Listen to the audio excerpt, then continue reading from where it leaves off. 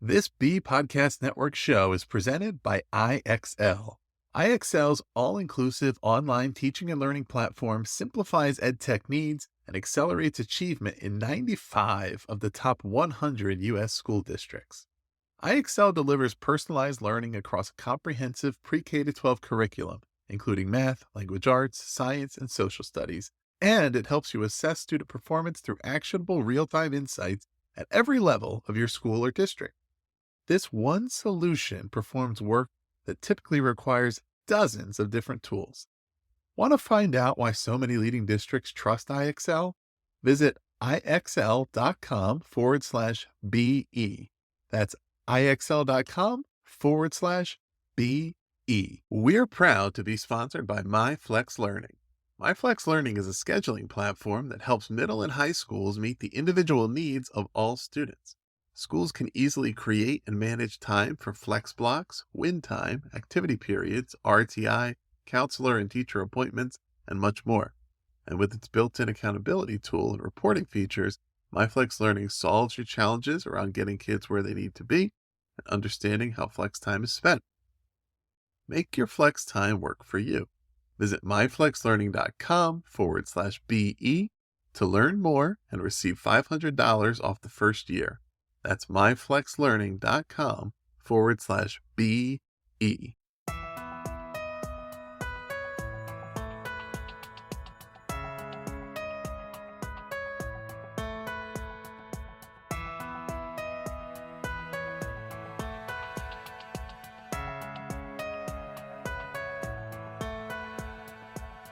Welcome in, everyone, to the Authority Podcast on the B Podcast Network. So pleased to have you join us once again. I do want to send just another thank you to all of you, our loyal listeners who've made the show a success. And to honor your loyalty, I'm going to keep working on getting great guests with invaluable insights. The topic we're discussing today, we haven't done a full episode on it, but it's come up a lot. We did talk to Andrew Campanella from National School Choice Week from the parent perspective, and it's come up in a lot of conversations, but branding, communications, how you present yourself. It's essential. It impacts parent engagement, student achievement, enrollment, teacher recruitment, retention, community relations, everything we're doing. This really is a through line. And as we do say here on The Authority, we have conversations with people who know what they're talking about. And when it comes to marketing, we have a guest that certainly fits the bill. My guest today is Erik Huberman. He's CEO and founder of Hawke Media. And he launched Hawke in 2014, growing the company to a value of over 150 million, working with 3,000 plus brands worldwide, Red Bull, Verizon, Eddie Bauer, a lot of others that you'll be familiar with. He's also expanded the business portfolio with Hawke Ventures, which raised 25 million in its second fund, and Hawke AI, which has helped over 5,000 companies benchmark their analytics. Erik has been named to Forbes 30 Under 30, CSQ's 40 Under 40, Inc. Magazine's top 25 marketing influencers. So, like we say, we talk to people who know what they're talking about. His book is called The Hawke Method, The 3 Principles of Marketing That Made Over 3,000 Brands Soar. Erik, welcome to The Authority. Yeah, absolutely. Thank you for having me. So getting right into it. So the book is based on the marketing tripod, as you call it, right? These 3 legs. And if you look at a tripod without any one of them, it won't really stand. They're really important. Awareness, nurturing, trust, they go together. I actually want to skip straight to trust because I've heard you call trust synonymous with brand, right? And we're talking about brand and how important that is. So I want to go right there and say, in your opinion, why are those 2 synonymous? Yeah, it's basically brand takes over for trust when you have a brand. So what I mean by that is most consumers, over 75% stated they won't buy from a company they don't inherently trust. Right. And so how do you gain that trust? Well, initially, nobody knows who you are. So you can be you can be curing cancer. But if I come up to you with a pill and go, take this, and if you have any cancer ever, it'll cure it. Are you taking that pill off the street? The answer is no. Great value, but I have no idea who you are. Right. So how do you get that trust in the beginning? It's third-party validation. So it's referrals, testimonials, endorsement deals, influencer marketing, press.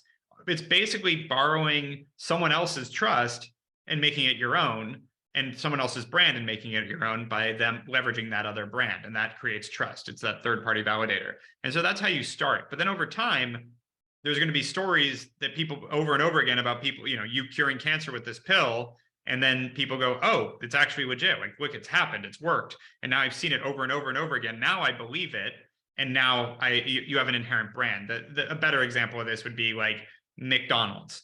Like, I don't need to read any press about the dining experience at McDonald's to know what it is. Everybody knows it's going to happen at McDonald's. It's going to be fast. It's going to be unhealthy. It's going to taste consistent. McDonald's is what it is. It's built a brand. I don't need to have anyone else talk to me about it. Same thing with like Coca-Cola. Same thing with some of the biggest brands out there, Nike. Like, I don't really need validation of Nike to go buy a pair of Nike shoes. Like, it's Nike. That's when you've established a brand. And that's what I mean by that, it being synonymous, is in the beginning, when you don't have that brand, you need to get that from somewhere else and build that trust. Over time, that trust becomes whatever you deliver consistently, basically, good or bad.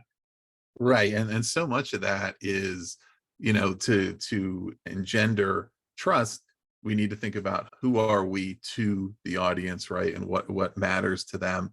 And that starts with, who are they, right? Who is our audience? What do they care about? What things matter to them? As you said, the studies show 75-80% of people won't buy from a company they won't trust. And we have people in different scenarios here who may be listening. We may have some who are on the founder marketer side who certainly are dealing with this from that perspective. We may have others who are in leadership in schools and districts who their customers don't have a choice about whether to be their customer, right? I'm your student, I'm the parent, and yet they have to buy what you're selling, or else you're going to really feel that friction to say, okay, you're essentially, it's a monopoly sometimes. You're forced to be here, and yet you don't trust what we're providing because maybe we've taken it for granted that we don't have to sell to you, so to speak, because you're here. But how important is that aspect at the beginning of it, to saying we have to put ourselves in their shoes and think about what's going to make them trust us?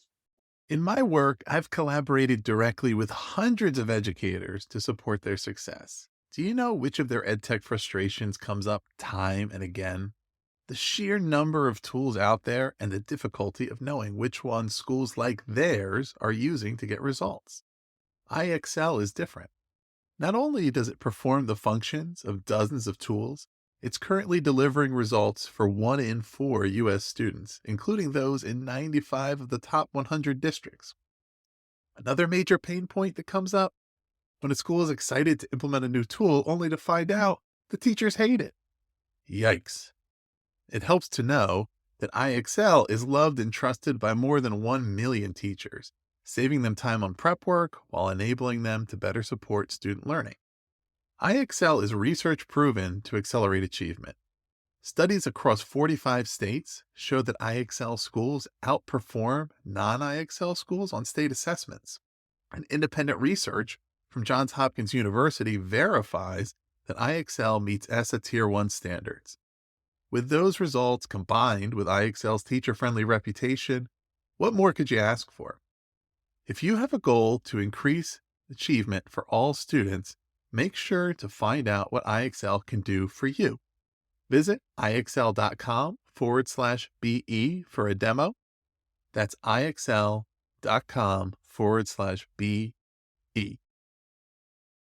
I think that's what people miss is, you can tell me how great you think you are, but if I've never heard of you, I'm not going to believe it. So it's like that's where that third party, when you're just in the beginning, getting validated by people that are trusted. Now, there's a few little sort of departures from that as well. Trust is a funny thing with people. And there's a TV show that's not on the air anymore, but it was How I Met Your Mother.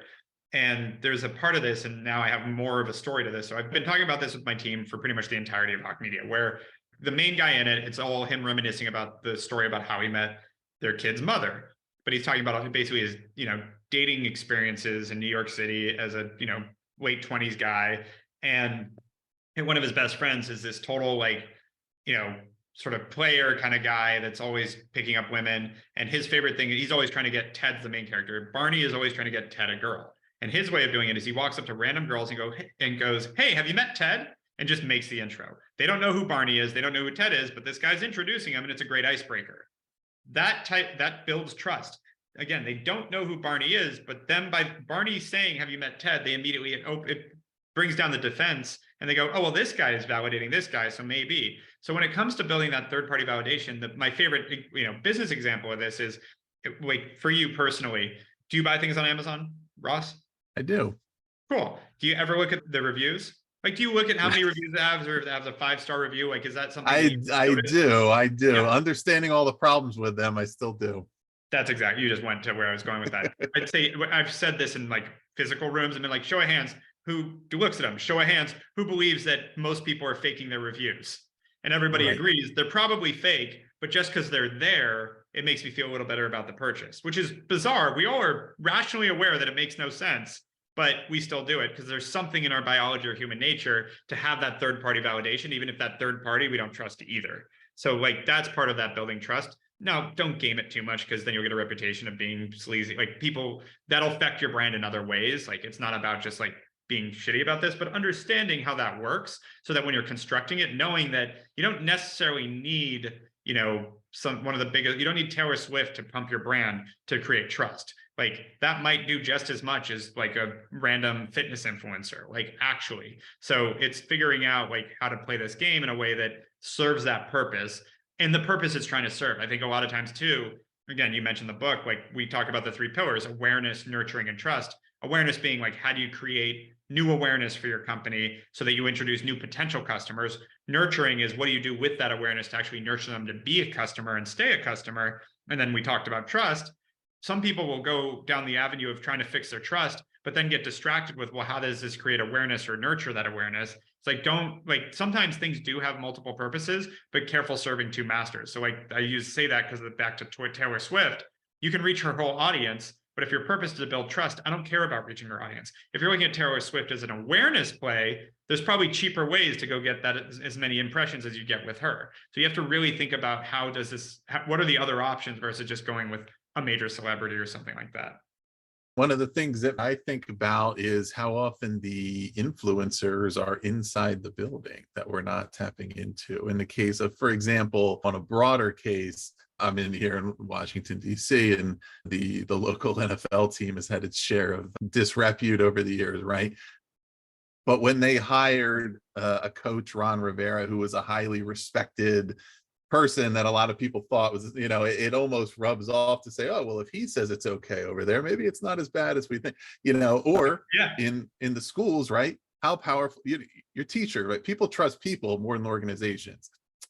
And are we actually equipping those people to go out and be positive ambassadors for what we're doing here? Or are we, one, not even thinking about that, not discussing that with them, and you know, not that to give them a job to do, but just to say, hey, here's how important and here's what a difference it makes for how people react and respond and feel about our organization here if you're going out there and sharing good things about what we're doing, because people are really going to trust your opinion a lot more than they're just going to trust us as a, you know, as an entity here saying what it's all about.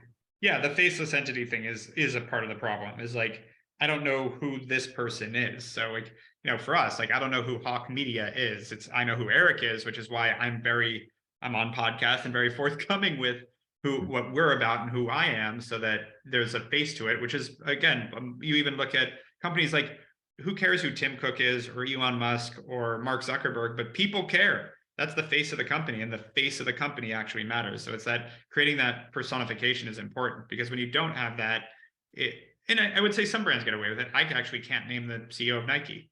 I don't think Phil Knight hasn't been it for a while. I can name the founder, but that's more recent. I think a lot of people, that's because I think he made a name for himself now with the movie and the book and all that. But there's a lot of companies that you probably engage with every day and have no idea who runs it. But there's also, that brings up a good point. There's a lot of ways to do this. There's a lot of ways to build trust. Like, while Nike doesn't have, maybe Phil Knight was traditionally not the face of Nike, but Michael Jordan was one of them. So like, you still get that same benefit there too. Right. And it doesn't, of course, in a lot of scenarios, we're talking about where people spend their dollars, but it could be any spending their time, their energy, people who want to be a part of what you're doing, who want to associate themselves with your reputation, right? Talked about the Amazon reviews. Well, we're on a podcast, there's podcast reviews, right? And we're not asking anybody to spend any money here, but if they're going to say, I'm going to spend my time to listen to an episode, let me see if anybody else says it's any good. You know, and same thing, you talk about teachers, like, how do we get students to care about being in the classroom? Are they supposed to just trust the teacher that that's what they say, so that's how it goes? Like, how do you get them more engaged? Because now they trust that they're there for a good reason. Like, this is human psychology. It's not just, you know, driving revenue. Yeah, and there's a piece that stood out to me when I go through the traditional AIDA model in marketing. The listeners, if you're not familiar, it's awareness or attention is the first A, interest, desire, action. Right? It's the customer journey, the steps you're Yep. taking them through. And I think in most cases, whether we're a marketer selling something or whether we're anybody else, we don't really pay enough attention to what desire really means, right? We can make people aware, we can get them kind of interested, and we want them to take action and sort of skip over, like, we want them to really want this. And especially we're talking about learning, development, growth, you know, there's intrinsic motivation there. I need to tap into that to make people really want to have what I'm providing here. You know, interest is not enough, you know, and but I think that that's the word. If I were to pick on one where it's like we try to skip too fast to action and then we wonder, well, why aren't people doing what we wanted us to do? Or why are they doing it once and then not doing it again? It's Yep. because we didn't really create that emotional connection. And Correct. that's, you know, desire is the emotional element. Yep, 100%. And that comes from a relationship, which can come from Mhm. trust, that can come from, yeah, actually, I would say it does come from trust, because you can still nurture someone without that and just be like, hey, you should buy this. Hey, you should buy this. Hey, here's 20% off. Now you bought it, and they never come back because they like, that's not a relationship. Yeah, it's totally, I mean, and it's all about relationships to that point. And that's, you know, that that middle part, you know, awareness, nurturing, trust. I mean, relationships are across, but that nurture piece, even that Yep. word, what's, you know, what that word connotes would be a relationship, right? Where we nurture children, we nurture our relationship to our spouse, and again, so often, right, we have people, if we're talking an organization, a company, or whatever, to people, we maybe think we know what kind of relationship we want them to have to us, Yep. but aren't necessarily saying, well, what's our relationship to them? Like, how are we? And, you know, the concept nurturing, a lot of it is about the concept of creating that lifetime value, right? And so in a customer sense, it's how do they become a recurring customer, keep coming back to us, and so on. Same thing, once again, if they're not purchasing something, but it's how many times do they engage with us? How many events do they get involved with? How, you know, many opportunities do they take advantage of to support something that we need, a fundraiser or whatever? You know, did they did they bake cookies, right? Because they felt like they know what we stand for, they know what we're doing. I think one thing that's important to even kind of clarify is the life cycle of the nurturing, right? Because if I'm not mistaken, it begins before they're ever a customer or a part of our community and continues all the way past the point where they leave. Yep. And that's what people forget, is that it's this ongoing thing. It's not just a transaction, it's a person. And I think that that's why, like, marketing, and one of the sort of secrets of it that I think, like, people always ask, like, what's the secret sauce? Why? Because we just got awarded the top performance marketing agency in the country. Like, we've been able to bootstrap this company to and have had a lot of success. And everyone's always looking for some secret sauce. And it's like, well, one of it is, like, we actually understand people in business. Like, the problem is most marketers, especially these days, it used to be all they understand was pretty pictures. I was like, well, I used to make fun of a lot of marketers and be like, yeah, you guys are great at drawing things. Like, doesn't actually compel anyone to do anything, but it looks pretty. And then it became, now it's almost the opposite, where, like, nobody actually understands the pretty picture side and everybody's watching spreadsheets, but they don't understand the nuance of the spreadsheet. So it's like, oh, our ROAS on Facebook is XYZ. How do we improve that? Which I'm speaking in acronyms right now, but it's basically the return on our advertising is XYZ, but they don't understand the, you know, time it takes someone to purchase, why those are the numbers, where they're coming from, how do you affect those numbers, what are the other things coming to play, and then where do you go from there? These are all, like, it's just a number, and it's like, great, we got this back, and if it's a positive number, we're good. If it's a negative number, we're bad. But then what? And so, yeah, understanding that full funnel becomes critical. Yeah, and I mean, then there is a point. I mean, the numbers, of course, are important, and whatever the data Yeah, is, whatever it's representing is important. But what does it mean? You know, numbers can that's also brilliant. Like, misrepresent, right? Somebody who doesn't exactly have a context for what's good or bad, they don't know. But and one of the things that can be really interesting, particularly in the marketing world, right, is that companies, I think, who are say hiring a marketing agency or a marketer, they want to be sold based on the metrics and be like, well, how, what's the ROI going to be, et cetera. And yet when you're selling them, you're selling a feeling, an affinity, and I think about some of the clients that you've worked with, Red Bull, Crocs, right? Companies like that. If I see one of their commercials, one of their ads, I'm not getting into granular details of what does this thing do what are to the me. materials I mean, funny enough, Crocs material is actually a big part of it, but they don't ever talk about that, Right. And how would I even know, right? As a customer or, Red Bull, this ingredient does this, or it's these things that make it memorable. It's these things that say, I want to feel like that, or I want to, when I go out during a particular day, these are the kind of things that I want in my life, but they're intangible.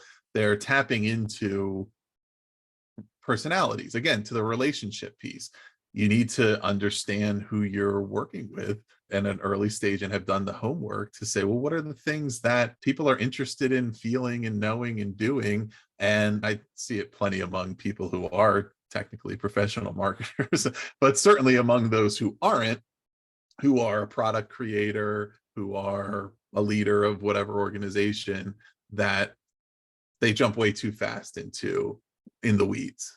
Okay, yep. I went to your homepage on your website and I don't even know what I read, right? Because it was all details. When you work through that process and you think about you're working with, say, a new client, you're discussing kind of what they're wanting to do, what does the process look like for determining what the feeling is that you want to create among their audience? Yeah, it's what is the aspiration that someone is trying to fulfill by buying my product or service? And I say aspiration not in like a grandiose term, but like, I buy new socks because my old socks have holes in them and it's time for new socks. Like, it's like that's an aspiration. I don't want socks with holes in them. Right. Like, it's not necessarily like some big thing, but like, what is the reason that someone's making this purchase? Because if there isn't an aspiration, there isn't something they're trying to achieve, they're not buying your product. There's nothing there's no need. So what is that? And that's where you understand the emotional appeal of the product or service. Like, why? Let's go back to the socks thing. Like, why do I want new socks? Well, my socks have holes in them. Well, what's wrong with having holes in them? Well, they're uncomfortable. Well, why don't you want to be uncomfortable? Well, it's being uncomfortable. Like, you go to that why, and you get to the point, the root emotional response, which is like, it's stressful to be uncomfortable. I don't want to be uncomfortable, so I want to be comfortable. Oh, well, if comfort is the level, well, now I can talk to that. Like, we have the most comfortable socks. You're going to feel great. Or is it holes because of my perception? I don't want to look shitty. Oh, so you want fashions that, okay, well, you're going to look great in our socks. Like, what is, really understanding why people buy this thing. And then that's what marketing hits on, is that emotional reptilian response of part of it. And by the way, this is B2B marketing. This is B2C marketing. People screw this up all the time. People hire Hawke Media because they want to feel like the marketing and growth of their company is handled. They want to know that this is covered, that they're set, that this doesn't need to be a stress point. The practical reason is they want to grow their business profitably. The emotional reason is, this is a lot to deal with. I can't keep up with this shit. I need someone that's an expert, that's got me, that has my back, that's my partner. And that goes both ways, by the way. It's important with any company, but especially with ours in some ways, is we need to be very careful to not give them any reason to believe that we aren't going to be able to fulfill that. So like, if I buy a pair of socks because I'm getting rid of my ones with holes in it, and one of those pairs has a hole in it, even if the rest are great, I'm out. This is why I came to you. You fucking gave me the same thing I already had. Like this, now I'm angry. And that's the same thing with every business. Like, you really have to also be able to fulfill that on a product level, because if I catch you on an emotional level, you're going to be emotional. And if I fulfill that and succeed, I've got you. You're now with me. You're my customer. You love me. If I fall short on that, I've already triggered that emotional side, and that gets negative fast too. All of that is also tied up in with how much more powerful aspirational messaging is versus scarcity messaging, or if you do this thing, it's going to help you achieve XYZ dreams, versus you can avoid that, right? If you're somebody who lives your life and your goal is to avoid going to prison, you may not live the most ambitious life, but you'll just kind of be mindful at least about covering up your misdeeds. If your ambition is to become president, you're probably going to might not want to have any risk there. You Same probably thing we won't be talk on social about. media anymore. Right. Or with students. I mean, it came up in an interview I did recently, and this was purely speculation on my part. I don't know if anybody has the data on this, but I said, I would bet that students who cheat on exams because really they just want to avoid failing, right? That their average grade is probably a B or a C, something like that. They don't fail if they don't get caught, but they're not necessarily, getting a perfect score, versus a student where somebody has inspired them more aspirationally to really be their best. They're the ones who are aiming for the top performance. And it's the same with it. It's any message we're selling, Yep. any communication we're giving. If you're operating on fear or whatever, buy this so you don't look bad, maybe I'll buy it, or maybe I'll buy like whatever the cheapest possible version is, so I at least can avoid embarrassment. Right. But I'm not going to say, hey, if I keep committing to this, I can get even better and better. But that's critical across the board. And again, like, not always adhered to. Right. Exactly. That's it. It's not always adhered to. Consistency is really important in this too. Yeah. And I think that relates to one other thing that I definitely don't want to overlook, which is word of mouth, right? Again, yep. how much more motivated are you to really get out there and spread the word of mouth about something, if it's something that you think is great, that is selling you a positive message you feel like change your life, versus how much word of mouth are you sharing for your, I don't know, your tax accountant who maybe did a perfectly good job, but it was fulfilling an obligation. And I mean, actually, for my tax accountants, I've tried to advocate for them a lot, but nobody ever takes me up on it, because they just they're not that inspired by it. Yeah, it's funny. I was going to say, I refer a lot of business to my accountant because he does a great job. In fact, I had a CFO that advised we go to like a normal, like mid-market firm, and made the switch, and they were horrible. And I came crawling back to him. I was like, sorry, I listened to an executive. That won't happen again. But yeah, by the way, if you need an accountant, let me know, because the guy's amazing. He's great. As I said the people who do the accounting for my business, I recommend them all the time. And I feel like people aren't, and there's a lot of people who say, well, I can do it myself. I'm like, no, please don't. Please don't. But on this word of mouth point, either way, I mean, I think it's referred to in the book as the number one most powerful mechanism. Yeah, it is. I mean, at the end of the day, and it's funny because it's not like we have a word of mouth service at Hawke Media. So like when I say that, it's important to understand that it's not a loaded statement. It's actually almost contrary to what I service. It's not contrary. Why? The reason word of mouth is important is because it goes back to trust, actually, is most people don't buy things until a bunch of their friends tell them to buy it. That's just human nature. Like, you go see a movie because your friends told you about it. You might, unless it's like, again, the sequel to something or a story you know about or an actor. That's why they do all these things. You already have brand recognition or trust. That's why those actors get paid so much. And there are numbers associated with that. We're going to get The Rock to do this because we could put The Rock in a Tooth Fairy movie and you're going to go see it because it's The Rock. Actually happened. So like, it's like that they know that trust that's there, you're just going to go see it because of that person. Same thing happens with companies, with everything else. Word of mouth comes in when is like the biggest driver of trust, because if it's a new show, a new movie, a new product, something that doesn't have that, and you don't have that trust, most people are just going to wait to hear about it from a friend. And even so, like when Apple launches their newest product, you have, the 10-15% early adopters that go buy the new, whatever they called their new headset, that are going to go spend $3,500, is going to be 10 or 15% of their addressable market. We'll just go buy it because it's Apple. And then a lot of people are going to wait and hear from a friend, how was it? Was it good? Did it work out? And that's when they go buy it. So that's part of where word of mouth, as well as a lot of people don't watch commercials and aren't constantly looking at ads and are kind of not compelled by any of it. What they're compelled by is what their friends tell them to do and what their social circles tell them to do and their family tells them to do. And so that's where it all comes in. Now, what's important is, you just said it, like servicing a customer is the best way to drive word of mouth, like and exceeding their expectations. So they want to brag about how cool this was.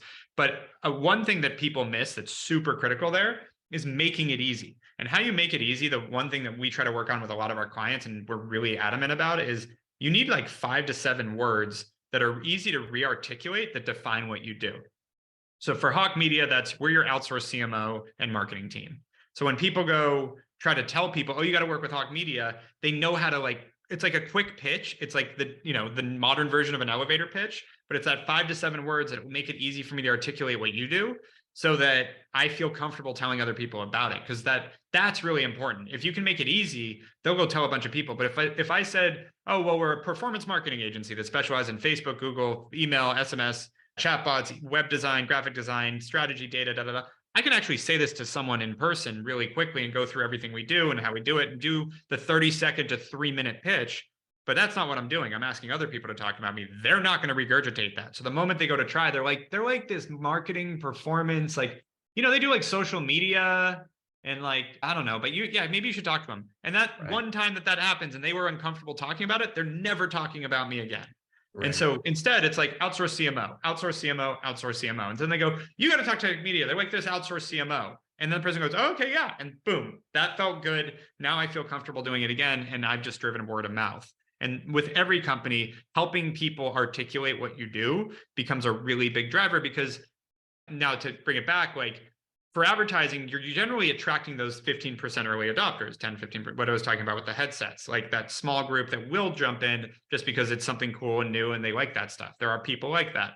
So you're going to track them and you're going to buy them. You through advertising, through whatever efforts you're doing, that's going to cost you money to get those people. If you can then drive word of mouth on top of that, it creates an X factor. If for every person you buy, I'm doing air quotes, you then get another 3, 4, 5 customers from them because they go tell people on average. Now you just 5 or 6x your returns on your advertising, and you've created a very scalable business. If you have to literally buy every customer that you get because no one talks about you, that is a very difficult business to move forward with.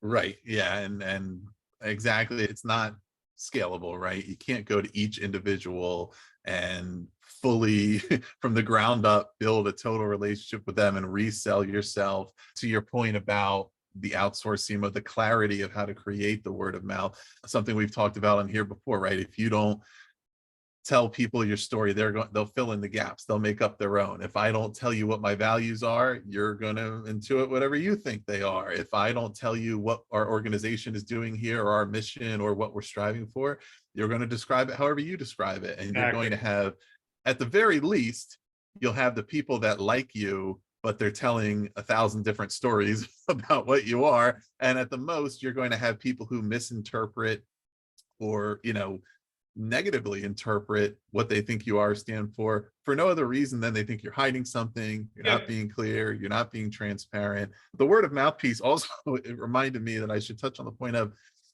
you mentioned about TV shows, right? Yeah. And so if I watch a new TV show, did I watch it because one of the actors in it, somebody I really like and I trust that it's going to be good because they're in it? Do I watch it because I heard the director interviewed on a podcast and I really liked what they talked about? Did I watch it because my brother told me it was good? Did I watch it because a critic that I respect said it was worth watching? The answer is yes. The answer is yes, it's all of those things. And that's why, exactly, the overemphasis on one thing or on strictly, okay, if we did this one digital campaign or this one outreach thing, what exactly is our ROI?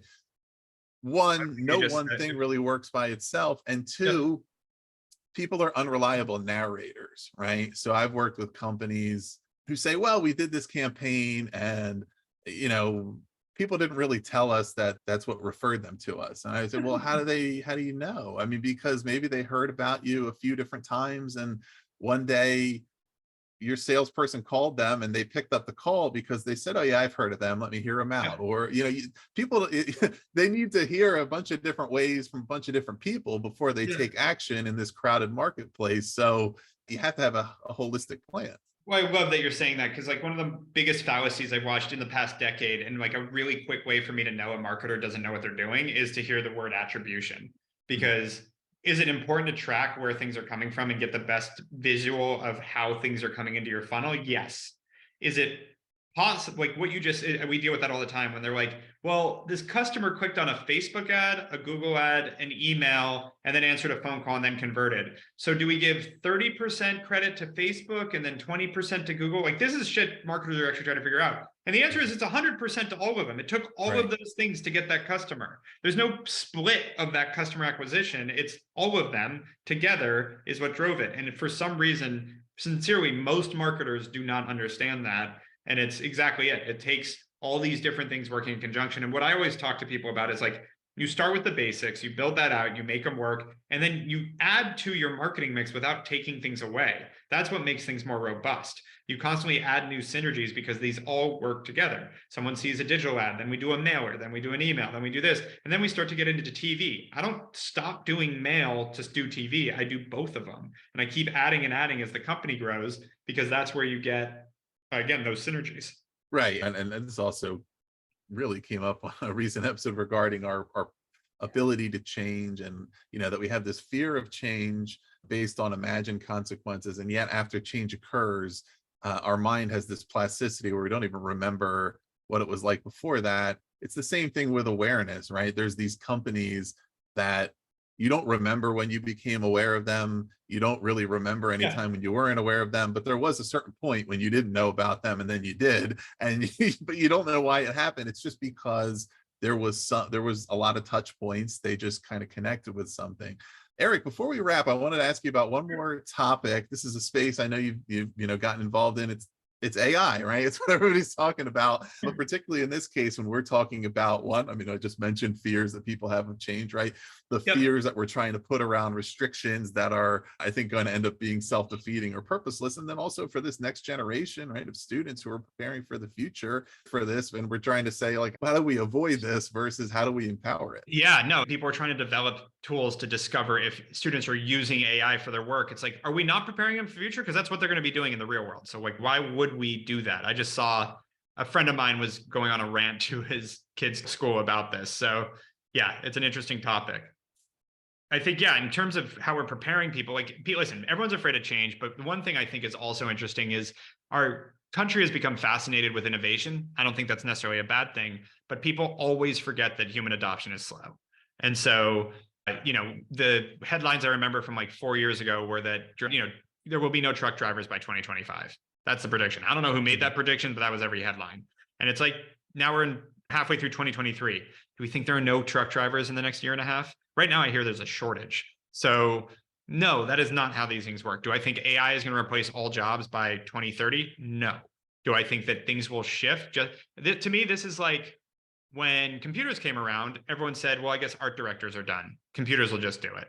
It's like, well, no, someone's got to do it. Like, it's not completely replacing. Similar to like, does no one work at McDonald's anymore because we have kiosks? No, jobs shifted. They probably have less employees, but no, that's not how these things work. It creates other jobs. It creates more opportunity. And frankly, it creates more efficiency for that company to then reinvest in the economy and create more opportunities in other ways. So I don't believe that this is like some dystopian, scary future at all. I think that a lot of the guys in AI want to believe that, just like the people in crypto wanted to believe that the US dollar is going to go to zero and that Bitcoin is going to take over. Like, there's a lot of like even subconscious motivation that's what's going to happen, which is why you see guys like Sam Altman talking about that, we got to regulate this or it's going to take over the world. Like, that's probably not what's actually going to happen, but it will definitely change jobs. Now, on the education side, that's where I think it's hard, because it's really hard for the education system to shift how they've taught. A lot of things are being done the same way they were done 80 years ago.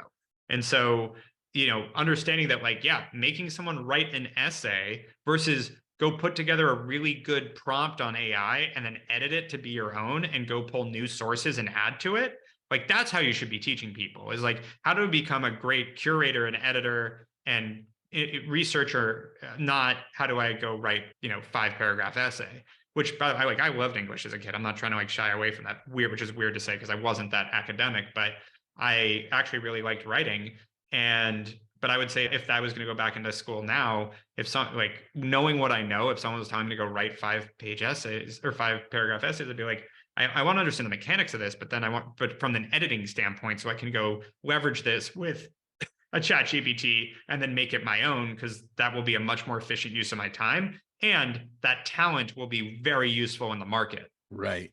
Yeah, and writings, I mean, it's a great example because it comes up in so many ways. It comes up in schools as far as essay writing, homework, et cetera. It's at the center of, the film and television writers guild strike right now. And then there's things like, well, taken out the quality, even if it became super quality. Well, there's legal concerns. You can't Yeah. copyright something by it, Yeah, right? So it's exactly. also good to be aware of it. The surest way that it might replace your job is if you just don't pay attention to it and you don't know what's going on. But it's also a way to become more aware, is to be less afraid to say, I'm not afraid to pursue this career path because I see the things that I'm bringing with my unique skill set, the ways it's technologically enhanced. Erik, thanks so much for being here. Is there anything else you're working on, anywhere our listeners should find you? We're always working on expanding. So you can always, if you need marketing help, reach out, hawkemedia.com. We're always happy to dive in and do a free consult and see where we can help and where your opportunities are. We use our AI tool that we've built. So we didn't really mention that, but we built Hawke AI. We launched it last year and then have just recently incorporated OpenAI into it, where we actually have 8,000 companies' marketing data running through in real time and can run a quick audit and go exactly at where you're missing, where you're falling short, where your opportunities are on the marketing side. So you leveraging that, we're always happy to help people out with that side of things. And then easy to get in touch with me. I'm just @Erik Huberman on all social. Yeah, Hawke Talk, our podcast, Hawke Method, the book. We try to be pretty accessible. It's part of our mission statement: accessibility to great marketing. Be the best at what we do, but easy to work with. Excellent. Listeners, check that out. And yeah, to the book, The Hawke Method, you can find that at hawkemethod.com. We'll put the link below to that and to the other social media and resources you can find. Please do subscribe to The Authority for more in-depth author interviews like this one, or visit all of our podcasts at bpodcast.network. Erik Huberman, thanks again for being here. Absolutely. Thank you for having me.